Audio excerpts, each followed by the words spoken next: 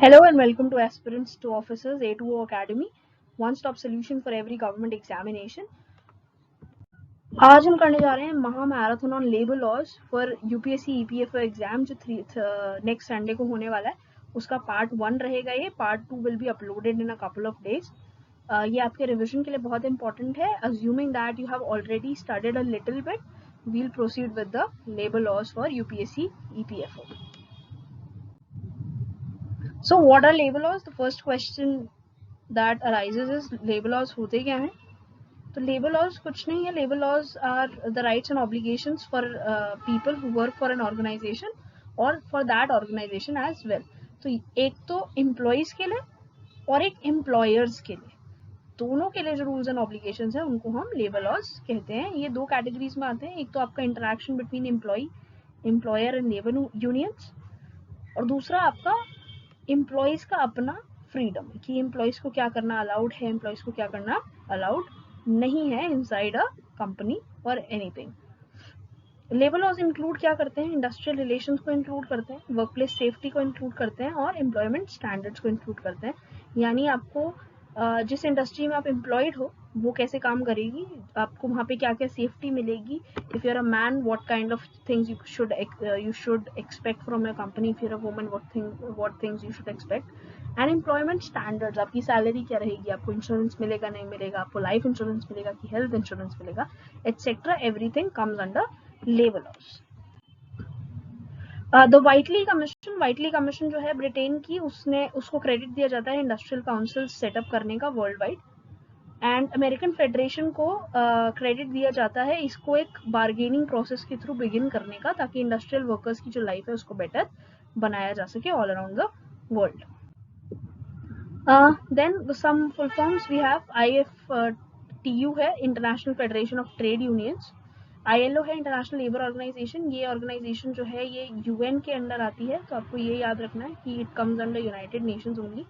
International labour day जो है वो 1 मई को मनाया जाता है, और यूएस का जो लेबर डे है that is celebrated on first Monday of September. It is to commemorate the labour revolution in America.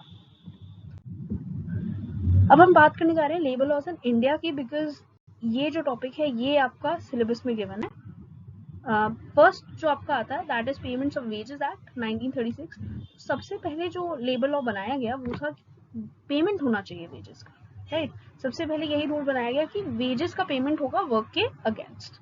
सो इसका पर्पस क्या था? To guarantee consistent and fast wage payments to workers and protect them from being exploited.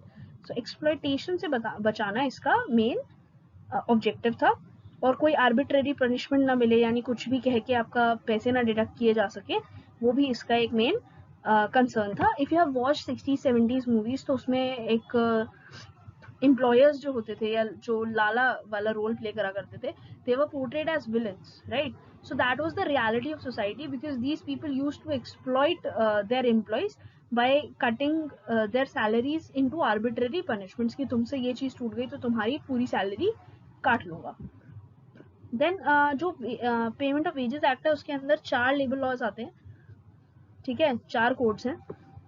First is payment of wages act 1936, then minimum wages act 48, payment of bonus act 65 and equal remuneration act 1976। अच्छा देखो कैसे चल रहा है, पहले ensure किया कि payment होनी चाहिए वेजेस की, फिर इंश्योर किया कि एक मिनिमम अमाउंट फिक्स होना चाहिए, देन उस फिक्स अमाउंट के अलावा एक बोनस भी होगा, एंड देन बोनस होगा, ठीक है, ये सब हो गया, लेकिन अब ये कौन तय करेगा कि इक्वालिटी है? तो वह इक्वालिटी तय होगी इक्वल रीन्यूमरेशन एक्ट 1976 से।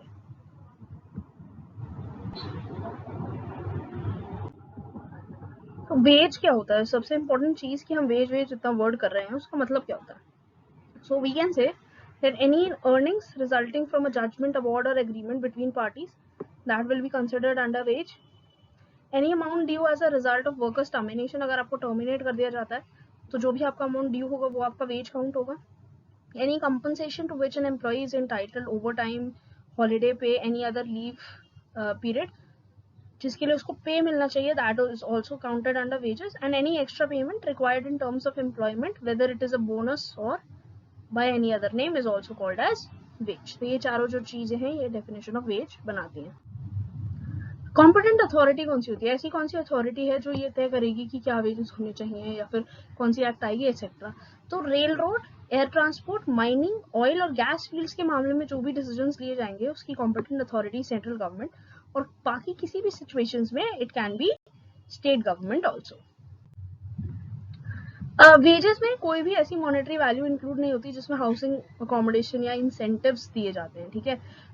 जैसे अगर आपको कंपनी ने इंक्लूड करके दे रखा है कि हम आपका इलेक्ट्रिसिटी वाटर बिल पे करेंगे या फिर हम आपको एक फ्लैट देंगे, that will not be counted under your wages. आपका जो पे स्केल है उसमें ये काउंट नहीं होगा। इसीलिए आप जब देखते हो गवर्नमेंट का जो पे स्केल होता है इट इज डिफरेंट, एंड उसके बाद जो आपके भत्ते होते हैं जिन्हें अलाउंसेस कहा जाता है वो आपके डिफरेंट होते हैं।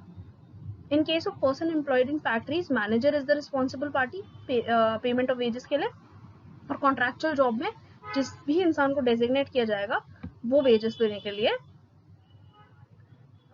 इरिस्पॉन्सिबल होगा। No wage payment shall exceed 1 month, it can be paid day to day, weekly, fortnightly और मंथली।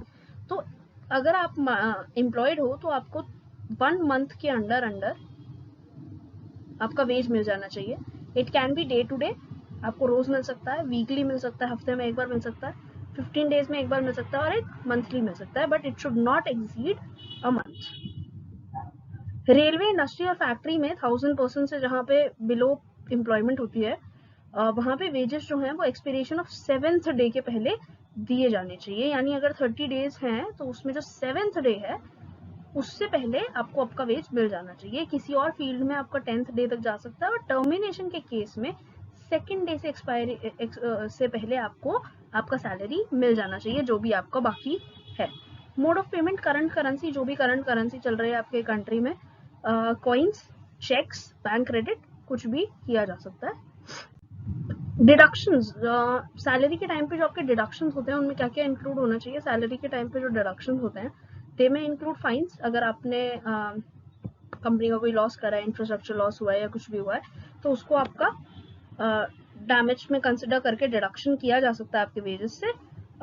कोर्ट में कोई सब्सक्रिप्शन फीस देनी है, जैसे आपका कोई एम्प्लॉयमेंट का है, पीएफ के लिए आपका सब्सक्रिप्शन फीस है एक्सेट्रा, उन सब के लिए जो भी रिक्वायर्ड अमाउंट होगा वो आपकी सैलरी से डिडक्ट किया जा सकता है। कोई भी स्कीम जो ट्रेड यूनियन चलाता है, ठीक है, जो डिफेंस फंड्स में जाती है, उसके लिए जो भी कॉन्ट्रीब्यूशन है that, then life insurance policy. लेकिन the major thing to remember is in सब के लिए there is an authorization of the person employed, यानी आपको पहले ही बता दिया जाएगा that this amount will be deducted from your salary and that will happen. तो आपको अगर you have given a job interview और यू हैव सीन इट, तो प्राइवेट जॉब्स में एक सीटीसी अमाउंट होता है और एक इन हैंड होता है, right?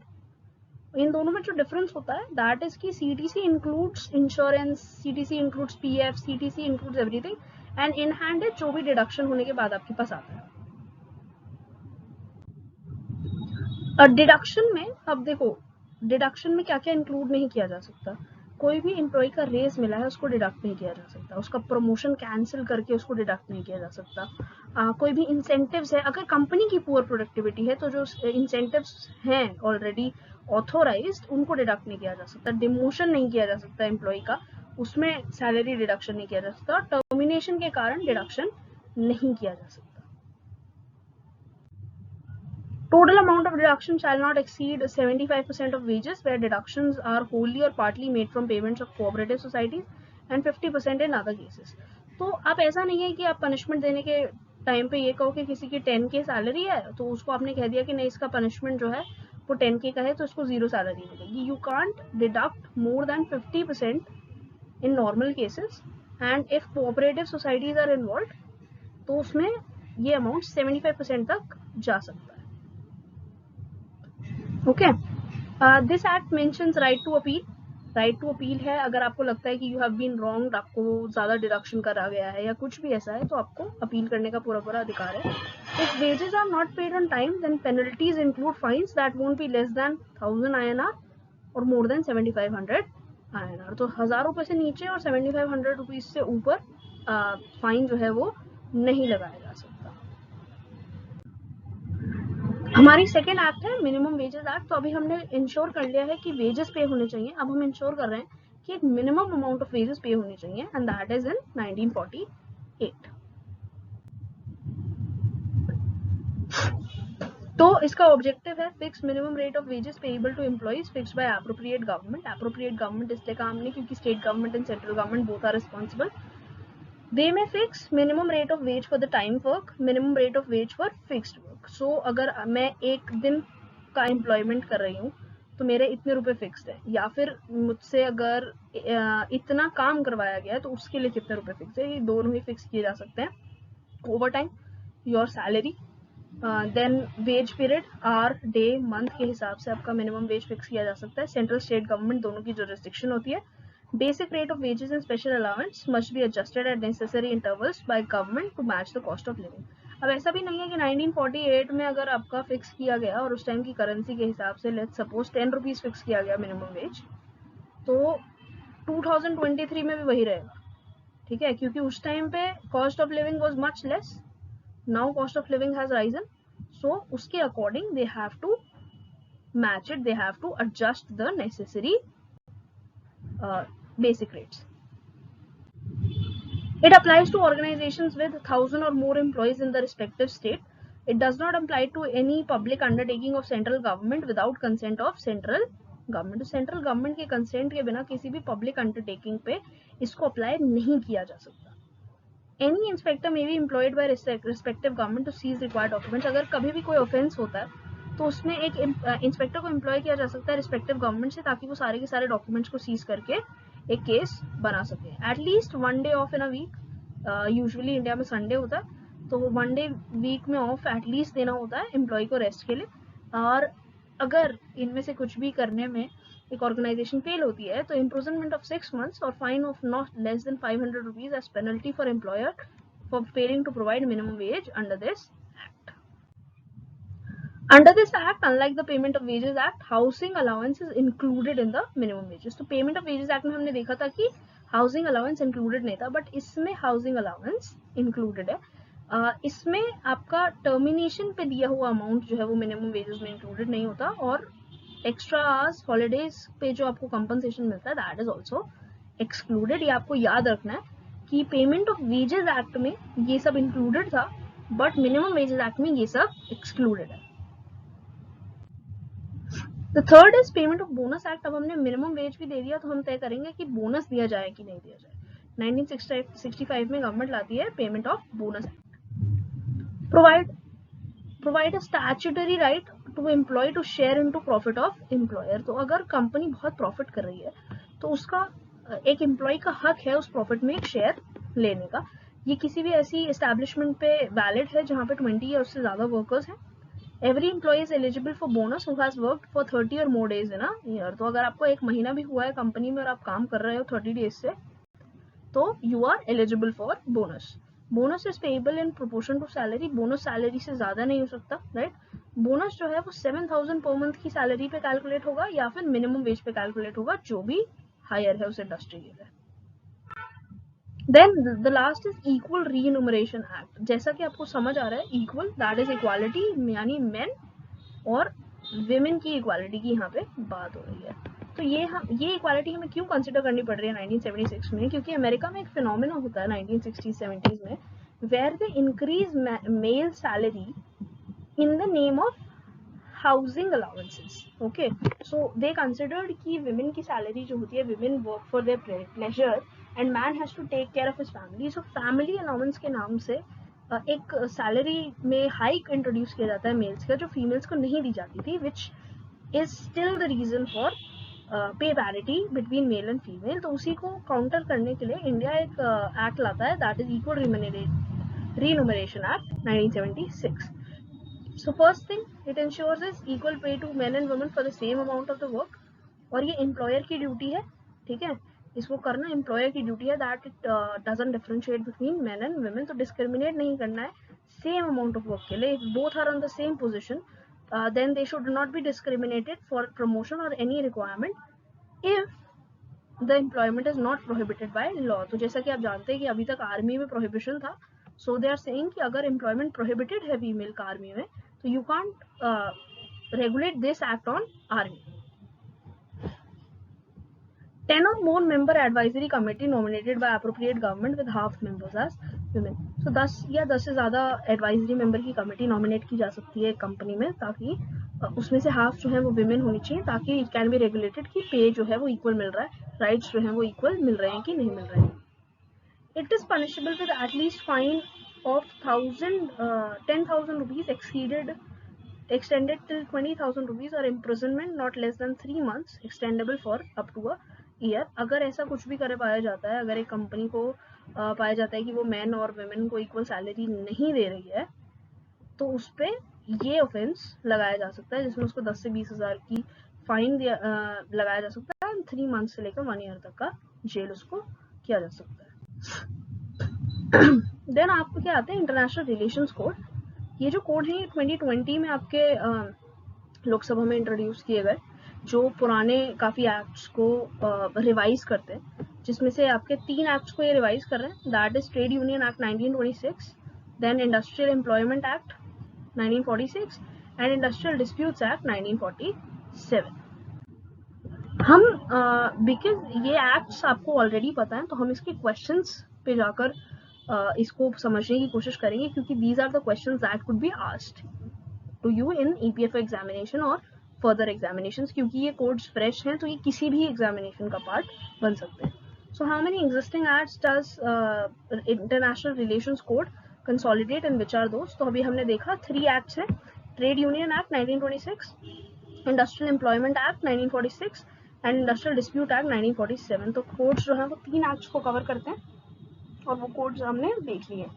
Which chapter of the Industrial Code 2020 refers to the matters pertaining to trade unions? So trade unions का जो chapter है वो that is chapter 3rd of this code. Now standing orders पे pertaining कौन सा chapter है? That is chapter 4th of Industrial Code. Total how many schedules does Industrial Relations Code has, and what are those? So it has 3 schedules. First schedule is matters to be providing in standing orders under the code. Second is concerning unfair labor practices, and third is concerning service of change of which notice is to be given. So first schedule आपका standing orders से related सारे फैसले लेता है. Second schedule unfair labor practices से matter करता है, और third schedule जो है वो concern करता है कि what notice is to be given when you change a service. Then what is the new term in Industrial Code? For the term workman as defined in section 2 of Industrial Dispute Act. तो workman जो term है, that is a new term that is defined in this act. And what does it mean? It means worker. Okay, workman कर दिया गया है उसको worker को. Whether the definition of industry under Industrial Relations Code 2020 inter alia include institution owned or management by organization substantially engaged in any charitable, social or philanthropic services. तो क्या relation codes उन organisation पे valid होंगे जो charitable हैं, या जो social हैं, या जो फिलांथ्रोपिक सर्विसेज कर रही हैं? Answer is no. Whether as per Industrial Code 2020 termination of services of a worker as a result of tenure or fixed term employment, or termination of services of a worker on the ground of continued ill health falls in the scope of definition of retrenchment as defined under section 2. No, both situations have been excluded from the scope definition of retrenchment. तो question simple सा है. Question में ये पूछा गया है कि अगर ऐसे वर्कर की टेन्योर को ख़त्म करा जाए, जो वर्कर कॉन्टिन्यूस इल हेल्थ में है, जिसकी तबीयत बहुत ज़्यादा टाइम से ख़राब है, तो क्या उसको रिट्रेंचमेंट कहा जाएगा? तो नहीं, उसको रिट्रेंचमेंट के स्कोप से बाहर रखा गया है. देन बार पार्टाइट फोरम्स आपसे पूछे गए हैं कि पार्टाइट फोरम्स जो हैं वो क्या होते हैं 2020 के हिसाब से. तो बार पार्टाइट फोरम्स जो हैं वो सिक्योरिंग और preserving Amity and harmonious industrial relations between employers and workers in industrial establishment and resolution of dispute arising out of individual grievance include work committee and grievance redressal committee. So bipartite forums क्या हैं? ये ऐसे forums हैं जो employ और employer के बीच काम करते हैं, ठीक है, रिड्रेसल और उसके लिए, जहाँ पे आप कंप्लेन कर सकते हो, आपका कंप्लेन का सोल्यूशन मिलेगा. इसको 2020 कोर्ट्स में रखा गया है ताकि सारे के सारे जो इंडिविजुअल ग्रीवियंसेस हैं वो वहीं पे खत्म किए जा सके. Instead of going directly to court, you can go to these committees and they can solve your matter quickly. What is the requirement of minimum term number of labor for the purpose of working committee or grievance redress. अब ऐसा तो है नहीं कि you have a 10 people company and आपको एक committee भी appoint करनी पड़े, तो नहीं। If you have minimum 100 workers, okay, then redressal committee जो है उसको कॉन्स्टिट्यूट करा जाएगा।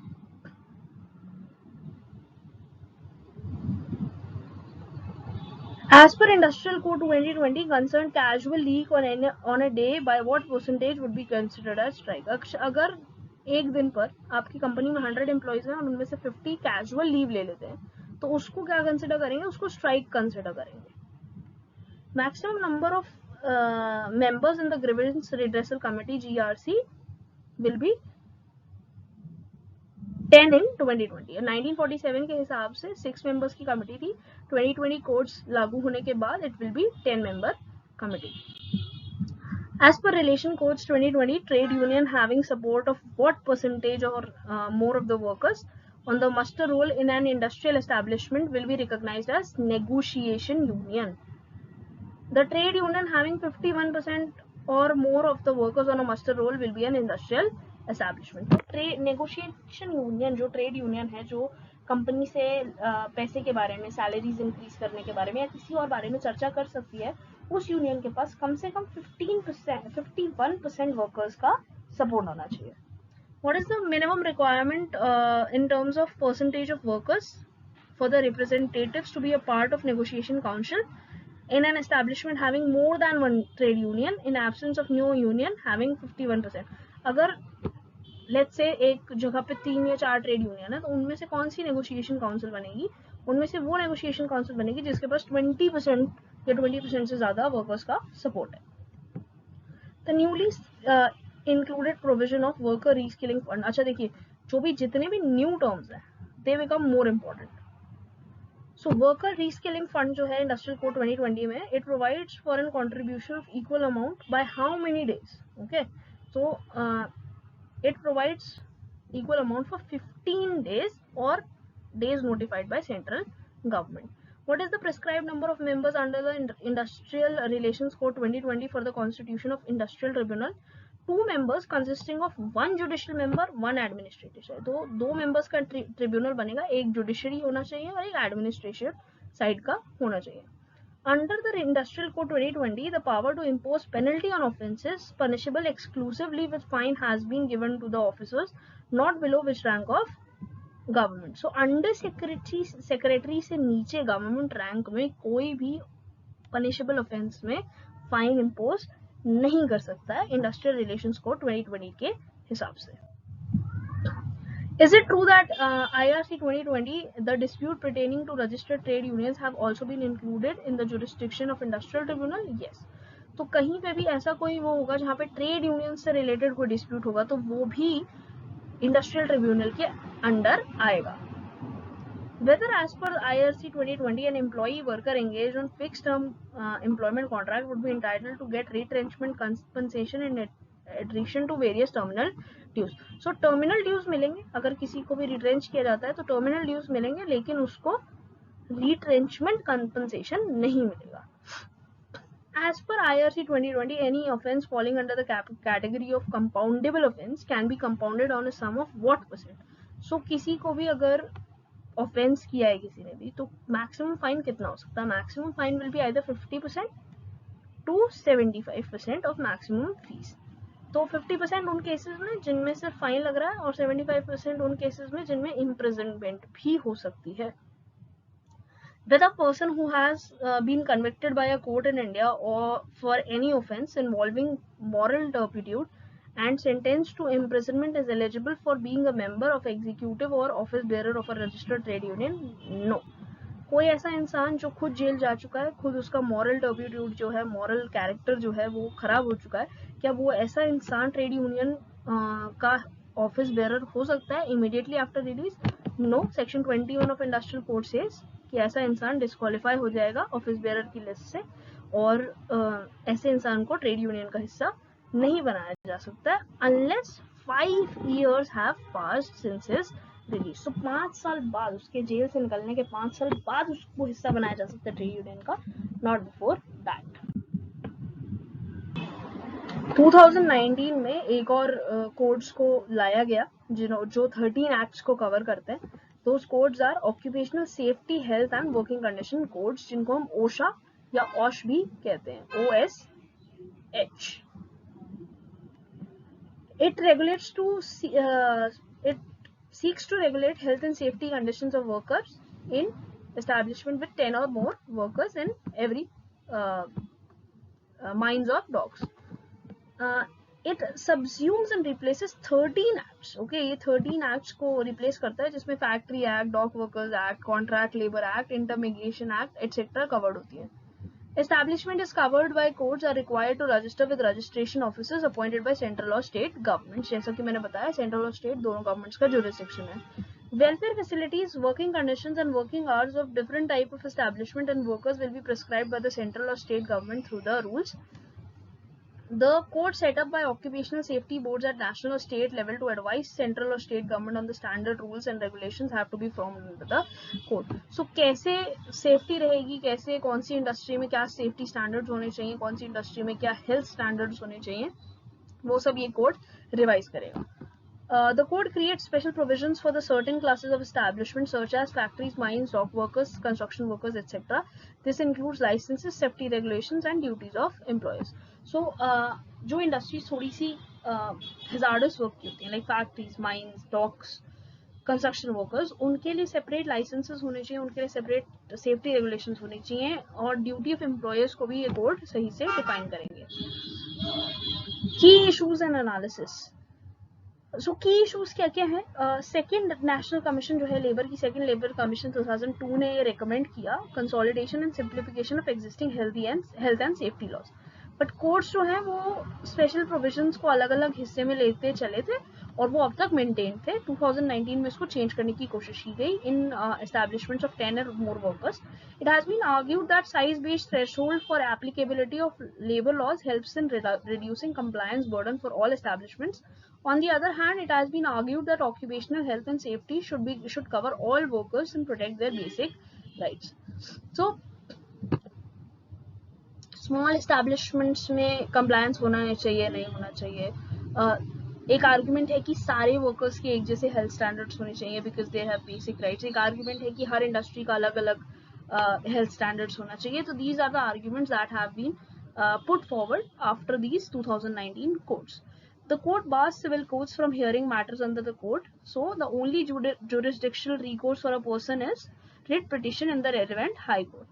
तो सिविल कोर्ट्स जो है वो इसकी आर्ग्यूमेंट्स को नहीं सुन सकते. तो only petition is that you can go file a writ petition in a relevant high court. तो सीधा सीधा आप फंडामेंटल की रिट पिटिशन फाइल कर सकते हो. The code consolidates 13 acts, including health and safety working acts. These cover factories, mines, dock workers, interstate migrant workers, working journalists, motor transport workers, sales employees, sign workers. Annexure to this brief compares the key provision of code and acts. कौन सी act है? Factory act है 1948, plantation labour act 1951, mines act 1952, journalist act 1955, working journalist act 1958, motor transport worker act 61, beedi and cigar workers 1966. Beedi and cigar workers is an important act. Contract Labor Regulation and Abolition Act 1970, Sales Promotion Employees Condition of Service Act 1976, Interstate Migrant Workmen Act 1979, Sign Workers and Cinema Theatre Acts. देखो cinema theatres, उनके क्या क्या rights हैं, उनमें अगर बच्चे काम कर रहे हैं तो कितने आवर्स के लिए काम कर सकते हैं, उनमें बड़े काम कर रहे हैं तो what should be the hours and everything, वो भी रेगुलेटेड है. Dock workers act 1986 and building and other construction workers act 1996. Employees की ड्यूटी क्या क्या होगी? अगर ओश जो है वो वैलिड किए जाते हैं तो उसमें एम्प्लॉयज की ड्यूटी होगी कि हजार्ड्स ना हो, जो जिनसे इंजरी हो सके, डिजीजेस हो सके. एनुअल हेल्थ एग्जामिनेशंस प्रोवाइड किए जाएं. अगर आप एक हजार्डस वर्किंग कंडीशन में काम करवा रहे हो तो एनुअल हेल्थ एग्जामिनेशन जरूरी है. एम्प्लॉयमेंट लेटर्स दिए जाएं, ठीक है. रेलेवेंट अथॉरिटीज को इन्फॉर्म किया जाए in case of an accident in a working place और सीरियस बॉडीली इंजरी, ताकि उसके हिसाब से कॉम्पनसेशन दिया जा सके. Then risk free work environment, ठीक है, और एम्प्लॉयज को सेफ्टी प्रोटोकॉल्स सिखाए जा सके. कंसल्टेंट्स की ड्यूटी क्या है? मैन्युफैक्चरर, इंपोर्टर्स, डिजाइनर्स, सप्लायर्स, इनको इंश्योर करना चाहिए that any article created by them or provided by them for this establishment is safe and they should provide information how to handle it. जैसे if you buy something there comes a manual with it, right? तो वो जो manual है वो एक manufacturer का फर्ज है कि वो एक फैक्ट्री में जाके उस मैनुअल के बारे में सब कुछ बताए ताकि उससे रिलेटेड एक्सीडेंट्स को अवॉइड किया जा सके. एम्प्लॉइज को अपनी हेल्थ और सेफ्टी की रखने की राइट्स है. They have to comply with the health and safety standards. उनको अगर कहा गया है कि that you have to wear this dress, that you have to wear a helmet and everything, और अगर वो कंप्लाई नहीं करते हैं then it is wrong of them also. तो ये एक उसकी राइट भी है और एक ड्यूटी भी है. वर्कर्स जो है वो डिफरेंट एस्टैब्लिशमेंट्स के लिए डिफरेंट हो सकते हैं, क्योंकि आप ये एक्सपेक्ट नहीं कर सकते कि एक construction worker same amount of time में काम करे जैसे एक जर्नलिस्ट कर रहा है या एक डॉक वर्कर कर रहा है. तो हर किसी का अपना होगा. If female workers are employed then उनको 7 o'clock के बाद शाम को और सुबह से 6 बजे से पहले उनके consent, if government has approved, उनके कंसेंट के हिसाब से उनको काम पे लगाया जा सकता है. जर्नलिस्ट को 144 आवर्स इन 4 वीक्स से ज्यादा काम नहीं कराया जा सकता. 144 को 4 से डिवाइड करके you can have a work week. अगर आप वर्क वीक कैलकुलेट करते हो तो let me know in the comments कि एक वर्क वीक एक फीमेल वर्कर के लिए क्या होना चाहिए, जर्नलिस्ट के लिए क्या होना चाहिए, डॉक वर्कर्स के लिए क्या होना चाहिए. Mention in the comments. Workers can not be required to work for more than 6 days a week. ये हम पहले भी बात कर चुके हैं दैट 1 holiday is compulsory और they must receive a leave for every 20 days of work. So if they are working for let's say 200 days a year, तो उनको हर 20 डे के लिए एक लीव मिलेगी. So you just simply do the math कि हर 20 day के लिए एक लीव है तो हर 200 डे के लिए कितनी हो गई, 10 लीव्स. तो एक ईयर में they can have 10 to 12 leaves. Working condition जो है वो सारी की सारी सेंट्रल गवर्नमेंट नोटिफाई करेगी. Condition should be hygienic, cleaning, drinking water, toilets provide होने चाहिए. Welfare facilities, canteen, first aid box, creches जो हो गए वो फीमेल पॉपुलेशन के लिए हो गए जिनके बेबीज होते हैं small and they have to return to work. उनके लिए भी सेंट्रल गवर्नमेंट ने क्रेचेस को नोटिफाई किया है. एडिशनल फैसिलिटीज अपने अपने काम के हिसाब से दी जा सकती है. जैसे माइंस और डॉक्स पे वाटर सेफ्टी फैसिलिटीज दी जा सकती हैं. कंस्ट्रक्शन वर्कर्स में helmets and everything, dress material और वो सब, वेलफेयर ऑफिसर्स, टेम्परेरी हाउसिंग, ये सब प्रोवाइड करवाया जाना चाहिए. Code includes 3 schedules containing list of 29 diseases.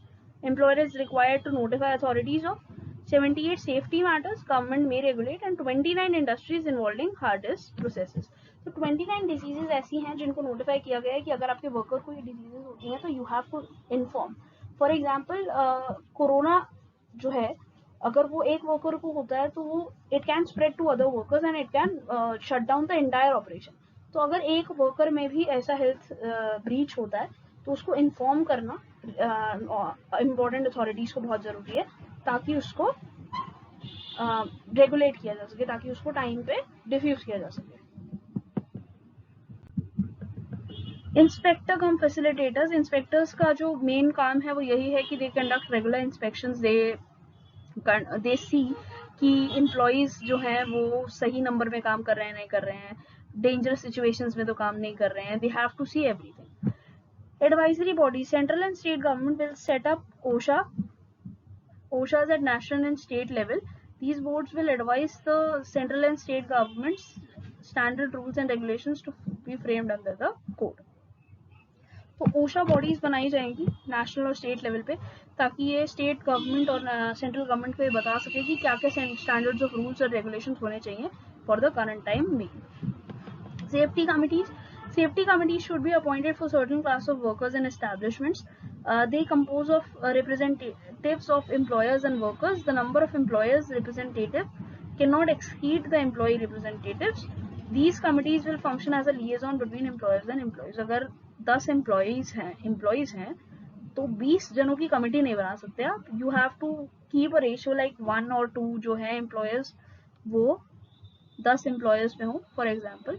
तो आप इक्वल नहीं कर सकते और आप बढ़ा नहीं सकते। आप ऐसा नहीं कर सकते कि 20 एम्प्लॉयर्स जो है वो एक कमेटी बनाकर 10 एम्प्लॉयज को बात करें। तो because this committee has to act as a liaison, has to act as a exchange of information between employers and employees. Code specifies various offences. An offence that leads to death of an employee will be punishable with imprisonment of up to 2 years, fine of 5 lakh rupees or both. Both courts have directed at least 50% of such fine will be given as compensation to the heirs of the victim. For any such violation, penalty is not specified. Employer will be punished with a fine of 2 or 3 lakh rupees.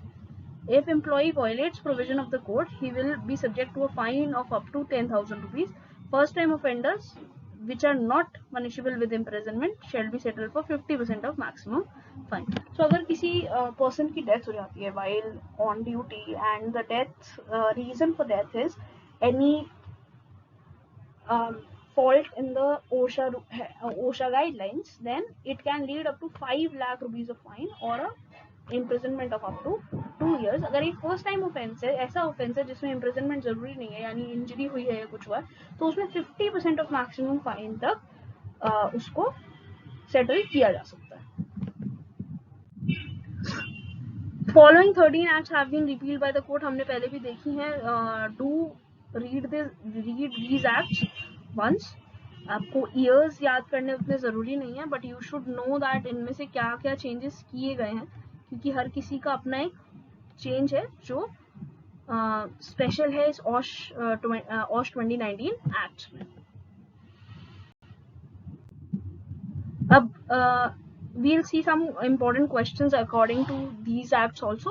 जो questions हमने पहले दिखाए थे आपको labour codes 2020 के हिसाब से, और जो questions मैं अब दिखा रही हूँ, these are the most important questions for this year's any examination, क्योंकि ये कोड्स फ्रेश हैं तो इनमें कहीं पे भी कोई भी एग्जाम क्वेश्चन पूछा जा सकता है, not limited to EPFO. So let's begin with the questions.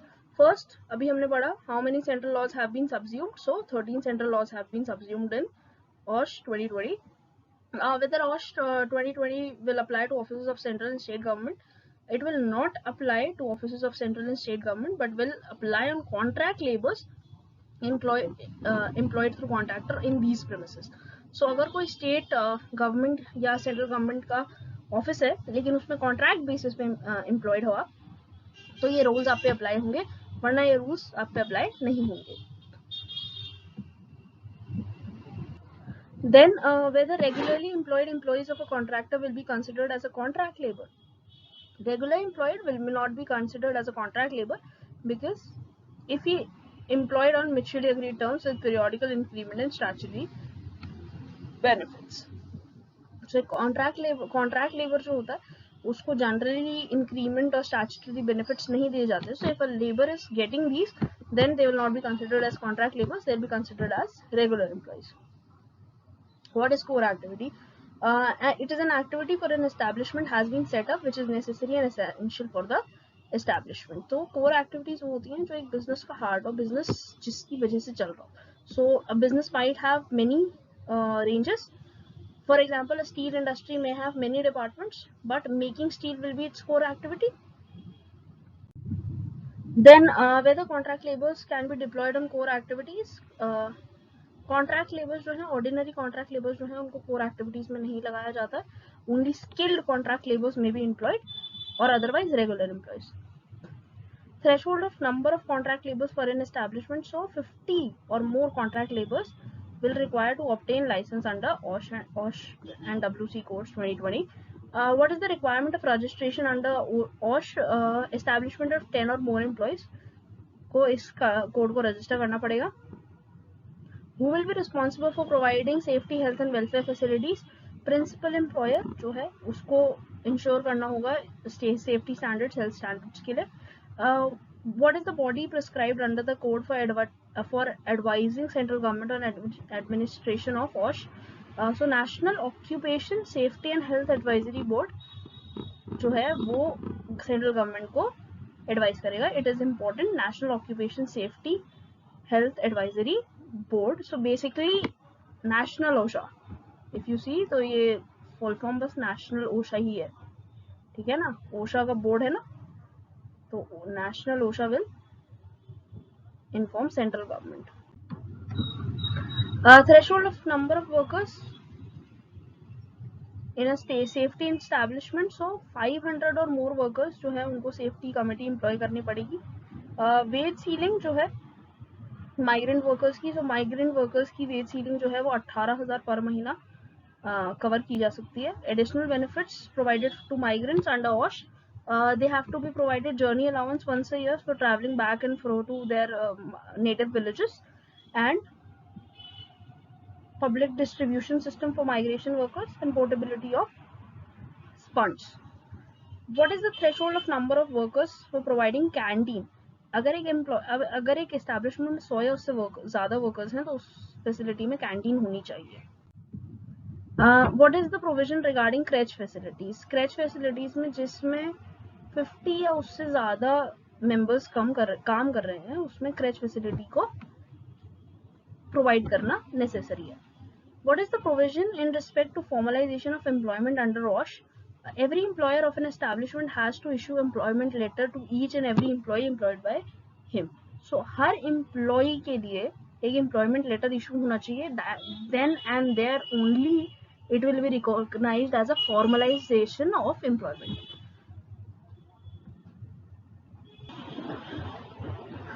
What are the prescribed daily and weekly hours for working under OSH? Weekly और daily hours है 8 hours a day and 48 hours a week. So 48 hour week जो है वो होना चाहिए under OSH. A minimum criteria in terms of number of days working eligible for annual leave, it should be 180 days. अगर 180 days तक at least काम किया है, so you are eligible for annual leave. Can a worker be deployed on overtime work without his consent? No, consent is necessary for overtime work. Can a woman employee be deployed on night shift as per OSH? So yes, a woman can be employed on night shifts before 6 a.m. after 7 p.m. if it's with her consent and subjected to safety, health and suitable working conditions. So यहाँ पे हमारे major labor laws जो हैं वो सारे के सारे end हो गए हैं. There are some other labor laws which will be shared in a second video that will come tomorrow at the same time. Thank you and keep studying. If you have not seen, then you can see our political science and mathematical maths videos and history videos on the same channel. More marathon videos will be coming in a day or two, and you can revise the whole EPFO syllabus in the next week to give your exam on next Sunday.